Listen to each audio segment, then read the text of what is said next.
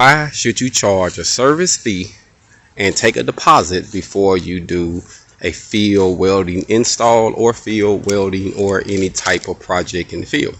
I'm gonna tell you why.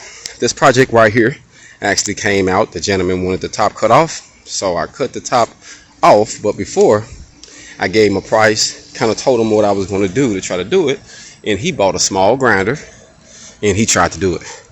Now this is his stuff. See, mine's pretty smooth, but he tried here and he was using a too big blade, and it was going to take him 5 months to do this. He tried it. He said, man, forget this, let me call him. After I gave him a price and told him what I was going to do, he said, okay, I agreed to it, let's get it done. I went and bought the materials. The next day, get ready to come out here to do it. He called me later on that night. Hey man, something came up, need to reschedule it. After I already bought the materials, after we have already agreed to it, and I had texted him before I went and bought the materials, say, hey, is everything to go? He said, oh yeah, most definitely, let's go.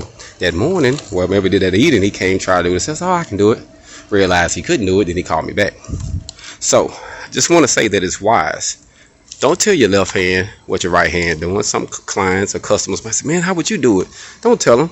Charge them. If you tell them, they say, hey man, it's a service charge. I charge $75 to come out and look at your situation. So with this situation, with this guy, I actually was close by when he hit me. So I was like, I just come out and check it out. I didn't charge him because I literally was in his vicinity. So normal, I charge just to look at it. And by me looking at it, I kind of gave my ideal, and that's what he did. So I had to come out here and make sure it was separated. Now it's completely separated. All we have to do is push it off. But just wanted to say, don't tell your left hand what your right hand doing. Make sure you get a deposit. So if you agree to whatever your price is, make sure you get a deposit for your material.